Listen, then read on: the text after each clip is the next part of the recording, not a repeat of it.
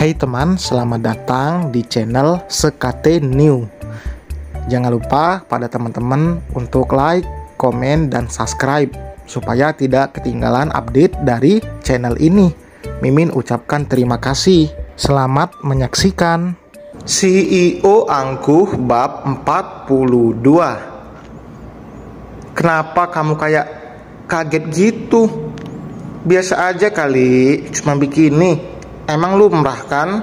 Orang-orang pakai bikini di pantai, nggak mungkin pakai baju tidur. Bia menghelakan napas berat antara kesal dan juga hasrat yang membuncah karena melihat Hanin. Bercampur aduk membuat kepala lelaki itu berdenyut. Apalagi membayangkan Hanin di sana sering memakai bikini dan jadi tontonan para lelaki hidung belang. Sakit banget kepala aku. Bian mengurut pelipisnya yang berdenyut. Aku ambilin obat dulu. Hanin berjalan ke arah koper untuk mengambil obat yang memang sudah disiapkan untuk berjaga-jaga. Dan baru saja Bian sudah pusing, pikir Hanin. Bian menarik selimut dan menutup tubuh Hanin yang membuatnya semakin gamang. Ia menunggu unboxing, tapi ia sendiri yang malah menjadi gugup padahal sudah bisa memulainya. Mas, lepas. Apaan sih? Aku nggak kedinginan kok. Hanin mencoba untuk melepaskan selimut dari tubuhnya, tapi jelas saja sulit karena tangan Bian bertengger manis di perut Hanin. Ganti nggak? Pakai baju yang sopan, aurat tahu. Di luar juga banyak yang pakai bikini, mas. Tapi kamu nggak boleh. Cuman aku aja yang boleh lihat kamu kayak gini. Pelit banget sih. Mata Bian membulat. Pelit kamu bilang? Berbagi sedikit sama yang lain, mereka juga pasti mau lihat keseksian aku. Oh gitu. Oke. Bian melepaskan semua pakaiannya dan hanya menyisakan dalaman saja. Hanin yang melihat itu sontak memalingkan wajahnya dengan pipi merah merona. Ayo kita keluar. Bian melepaskan selimut dari tubuh Hanin dan melemparkannya sembarangan. Enggak, masa kamu cuma pakai dalaman doang? Enggak boleh. Pakai aja celana pendek seenggaknya, terus pakai kaos yang enggak ada lengannya. Pelit banget sih. Bian menirukan gaya bicara Hanin. Aku enggak pelit. Ya udah, kalau enggak pelit, biarin para cewek-cewek di luar sana memandang suami kamu yang nyaris sempurna ini.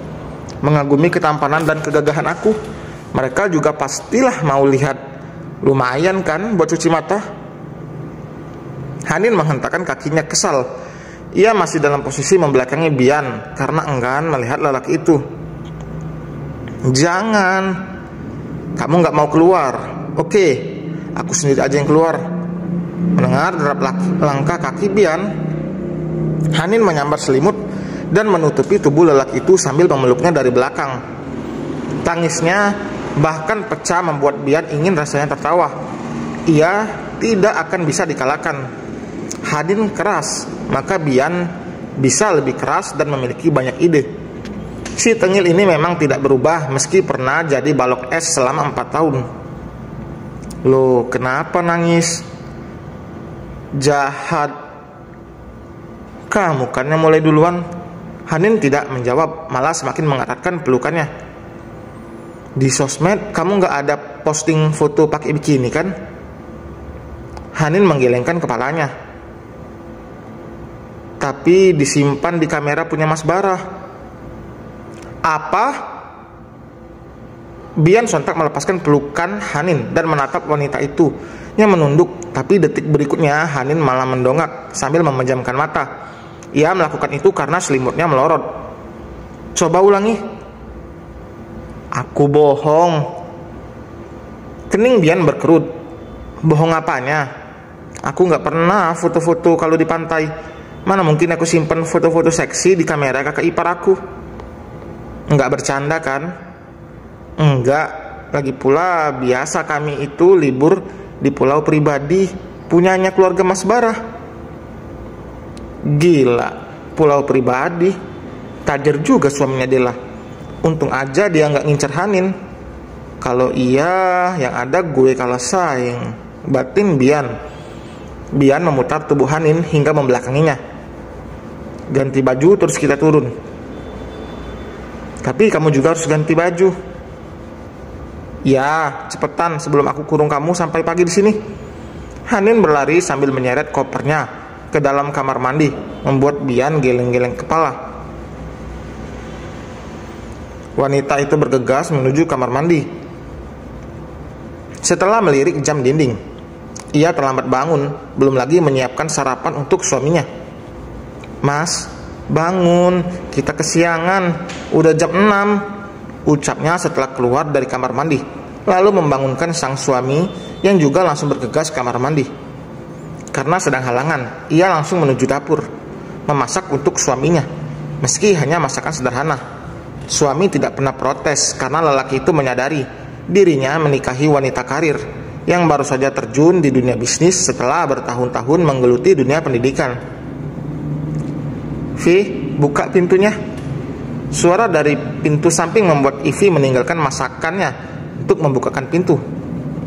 Ada apa, Bu? Tanyanya. Jam segini kamu baru bangun?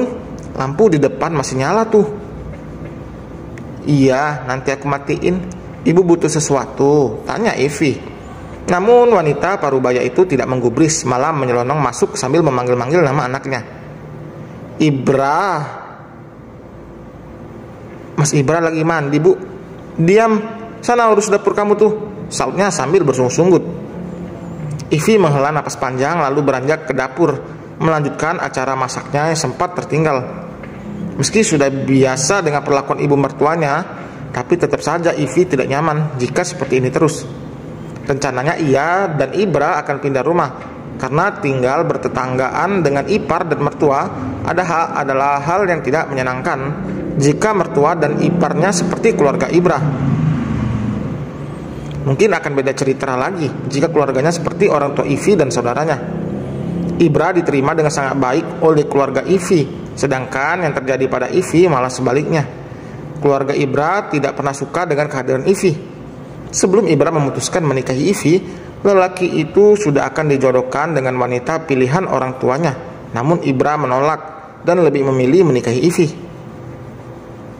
Dasar istri gak becus, suaminya jadi kesiangan. Gimana kalau gajinya nanti dipotong gara-gara telat? Cerocos Bu Darmi mertua Ivy. Mas Ibra gak bakalan kesiangan kok, Bu, jawab Ivy masih telak santai. Ia tidak pernah membalas dengan sama kasarnya ucapan dari mertuanya yang selalu berhasil menyayat hati itu. Harusnya Ibra gak nikah sama wanita tua dan mandul kayak kamu. Ivy terlonjak kaget saat pintu ditutup dengan keras.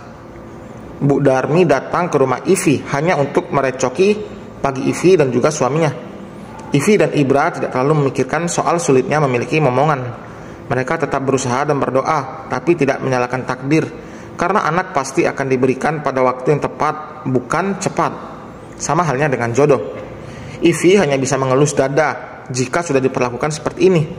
Ia yang memang orangnya tidak seagresif sang kakak dan juga Mami Safa, tidak pernah melawan, apalagi membalas dengan membentak dan nada suara tinggi.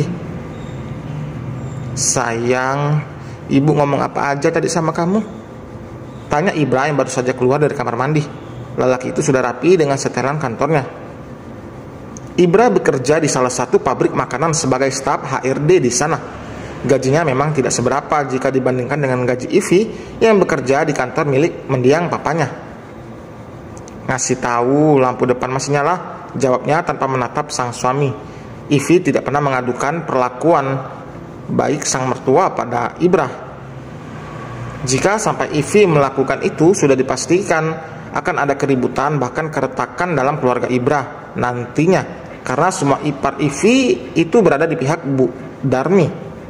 Hanya ayahnya Ibra yang menerima Ivy sebagai menantunya, sedangkan Bu Darmi tidak suka, apalagi tahu Ivy seorang wanita karir. Baginya wanita yang bekerja akan menjadi sosok istri yang pembangkang dan akan susah diatur. Pikiran Bu Darmi memang masih sangat kolot, mengukur karakter seseorang hanya dari profesinya saja. Alasan Ibra tidak melarang Ivy kerja adalah karena keluarganya. Ibra tidak mau keluarganya merecoki atau mengganggu Ivy jika wanita itu menghabiskan waktu di rumah terus. Memang lebih baik bekerja. Mereka akan berangkat dan pulang bersama. Saat libur akan pergi jalan-jalan atau sekedar untuk mengunjungi orang tua Ivy atau keponakannya. Aku tahu kebohonganmu ini karena nggak mau aku dan ibu ribut.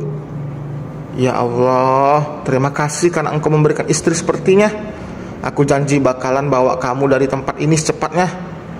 Ibra membatin sambil memperhatikan Ivy yang menyiapkan makanan di meja makan. Bu Darmi selalu mengancam jika Ibra pindah. Wanita itu selalu main mengancam untuk membuat Ibra tidak bisa berkutik, apalagi ancamannya itu tidak main-main. Jika Ivy tidak kuat mental bertahan di tempat itu dengan dikelilingi orang-orang toksik, sudah pasti ia akan depresi. Tapi meski sekadang sakit hati, Ivy tidak pernah terlalu memikirkan, apalagi menjadikan beban tentang apa yang dibicarakan oleh ibu mertuanya itu. Kamu makan dulu aja mas, aku belum mandi soalnya. Ibra menahan tangan Ivy. Makan aja dulu, kita nggak bakalan telat kok. Senyum tersungging di bibir Ivy. Wanita itu menarik kursi dan duduk di hadapan sang suami. Mereka selalu nyambut saat mengobrol, karena memang mereka menikah pun karena merasa satu frekuensi. Selain itu keduanya merasa sudah matang dan siap untuk menikah, bukan lagi untuk main-main. Ada beberapa lelaki yang ditolak Ivy karena mereka datang hanya menawarkan harta dan ketampanan, dan Ivy tidak butuh itu. Ivy butuh sosok suami yang bisa membimbingnya, menegurnya saat ia berbuat salah, melindunginya, dan juga bisa menjadi teman hidup yang satu tujuan tentunya. Nanti kalau tanggal resepsi pernikahan Bian udah ditetapkan, aku pasti agak sedikit sibuk buat bantuin di sana. Iya, nggak apa-apa. Yang penting jangan sampai kamu terlalu capek ya. Ivy mengangguk. Selain aku, banyak juga yang bantu. Kak Al juga rencananya bakalan pindah. Menetap di sini gitu? Tanyanya sambil menyiapkan nasi goreng buatan sang istri. Iya, apalagi mami kan maunya rumah anak-anaknya itu deketan gitu, biar mudiknya nggak jauh ya, keke Ibra. Salah satunya, apalagi mami bentar lagi kan pensiun, pasti pengennya di rumah itu bisa main sama cucu.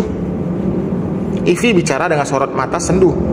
Ia kadang merasa bersalah karena belum bisa memberikan anak untuk Ibra, apalagi saat ini usianya sudah 33 tahun. Memang tidak ada kemungkinan untuk memiliki anak di usia itu, tapi yang ada di pandangan mertua Ivy jelas beda lagi.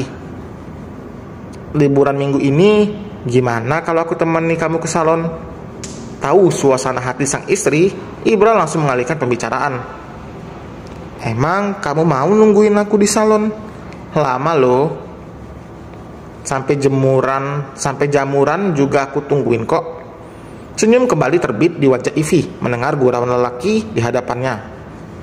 Jangan dong, aku gak mau kamu jamuran, balas Ivy dengan sisa tawanya. Aku juga gak mau, tadi kan sekedar kiasan. Meski pagi sempat mendung karena kedatangan si awan hitam mertuanya Ivy, karena gurauan keduanya kembali terbit seri bahagia di wajah mereka. Jika tidak pintar-pintar mengendalikan suasana hati, sudah pasti akan sangat tertekan jika harus tinggal bertetangga. Masih beruntung karena bukan satu atap, karena jika sudah satu atap, mungkin masalahnya akan lebih besar lagi dari ini. Makan tak enak, tidur pun tak nyenyak. Mungkin itu yang akan keduanya rasakan jika satu atap bersama Bu Darmi. Rumahnya yang di tempat memang sederhana, tapi itu lebih baik karena rumah sendiri.